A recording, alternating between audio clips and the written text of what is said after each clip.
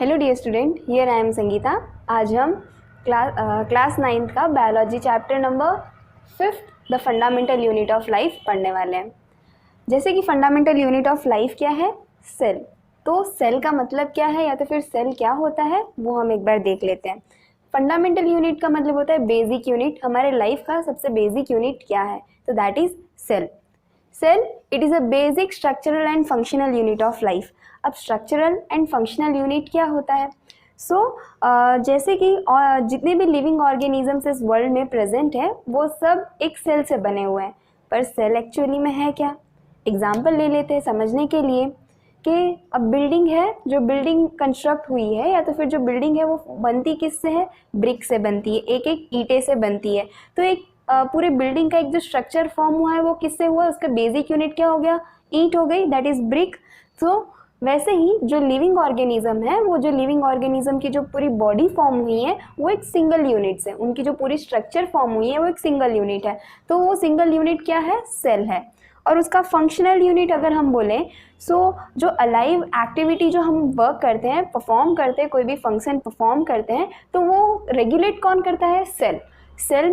Cell के अंदर बहुत सारी ऐसे मटेरियल्स होते हैं जो अपना वर्क परफॉर्म करते हैं एंड देन उसके वजह से हमें जो हमारी बॉडी है वो वर्क परफॉर्म कर पाती है। तो वैसे ही इसीलिए हमने बोला है it is a basic structural and functional unit of life. अब सेल का डिस्कवरी किसने किया? तो एक पर्सन था जिसका नाम था रॉबर्ट हुक। वो 1665 में उसने अपने बनाए हुए माइक्रोस्कोप में उसने ट्री का जो बार्क होता है, जो स्केल्स होती हैं, जो क्या ट्री बार्क ट्रंक जो रहती है उसकी जो स्केल्स होती है उसमें उसने कॉक सेल को माइक्रोस्कोप के अंडर उसने ऑब्जर्व किया। तो उसने क्या देखा कि जो ये कॉक सेल्स थे वो कुछ हनीकॉम्ब के स्ट्रक्चर जैसे दिखाई दे रहे थे, कुछ बॉक्स ऐसे बने हुए थे जिसमें बीच में डॉट्स प्रेजेंट थे। और वो उसने डेड सेल, कॉक cell is a dead cell, तो उसके अंदर उसने ये सारी चीज़ें देखी कि ये जो स्ट्रक्चर है कुछ हनीकॉम्ब जैसा स्ट्रक्चर दिखाई दे रहा है। और ये जो एक एक बॉक्स है उसने उसका नाम क्या दे दिया? सेल नाम, उसको सेल बोल दिया। और सेल को लैटिन लैंग्वेज में हम क्या बोलते हैं? उसका मतलब क्या होता है लैटिन लैंग्वेज में? A little room. उसको हम एक लिटिल रूम बोलते हैं। Now major discoveries. अब जैसे कि रॉबर्ट हुक ने सेल के बारे में जब उसने डिस्कवर किया तो बहुत सारे ऐसे साइन हुई थी कि भाई अब सेल है तो सेल के अंदर बहुत सारी चीज़ें होंगी। तो वैसे ही बहुत सारे ऐसे साइंटिस्ट आए जिन्होंने सेल के बारे में फर्दर डिटेल में स्टडी किया, उसके बारे में डिस्कवरीज की। तो रॉबर्ट हुक ने, जैसे कि हमने पढ़ा कि 1665 में रॉबर्ट हुक ने सेल की डिस्कवरी की। तो उसके बाद कौन आया? लीवेनहुक आया। लीवेनहुक ने क्या किया कि जो पॉन्ड वाटर में फ्रेश लिविंग सेल्स को उसने ऑब्जर्व किया था हाईली इम्प्रूव्ड माइक्रोस्कोप के अंडर। अब रॉबर्ट हुक के टाइम पे ही माइक्रोस्कोप आ गया था, बट जो रॉबर्ट हुक था उसने अपने बनाए हुए माइक्रोस्कोप में उसने देखा था, वेरेज जो लीवेनहुक था उसने इम्प्रूव्ड माइक्रोस्कोप के अंडर लिविंग सेल्स के बारे में, फ्री लिविंग सेल्स के बारे में स्टडी किया। अब इधर तो इसने डेड सेल के बारे में बताया और इधर हमको कंफर्म हो गया कि जो भी लिविंग ऑर्गेनिज्म इस वर्ल्ड में प्रेजेंट है वो एक सिंगल सेल से फॉर्म्ड हुए हैं, that is free living cells. Now Robert brown ने 1831 में किसकी डिस्कवरी की? न्यूक्लियस। अब न्यूक्लियस क्या होता है? तो सेल में एक प्रोमिनेंट स्ट्रक्चर प्रेजेंट है जो सेल को क्या करता है? कंट्रोल करता है, पूरी जो सेल की एक्टिविटी होती है वो कंट्रोल करके रखता है। तो that prominent structure is known as to be a nucleus.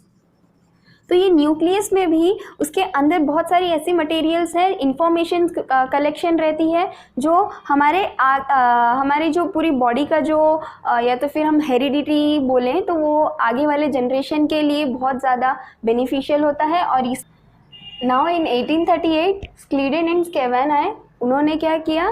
Cell theory उन्होंने दी। तो सेल थियरी में स्क्लीडेन और स्केवन ने क्या बोला कि जितने भी लिविंग ऑर्गेनिजम्स है वो सेल से बने हुए हैं और जो सेल है वो बेसिक यूनिट है लाइफ का। So all plants and animals are composed of cell and the cell is the basic unit of life. Now उसके बाद आए पर्किंजन ने क्या किया? प्रोटोप्लाज्म, जिसे हम क्या बोलते हैं? साइटोप्लाज्म। जो सेल के अंदर एक लिक्विड पोर्शन जो प्रेजेंट रहता है उसको हम प्रोटोप्लाज्म बोलते हैं या तो फिर साइटोप्लाज्म। इसके बारे में डिस्कवरी किसने की थी? पर्किंजन ने।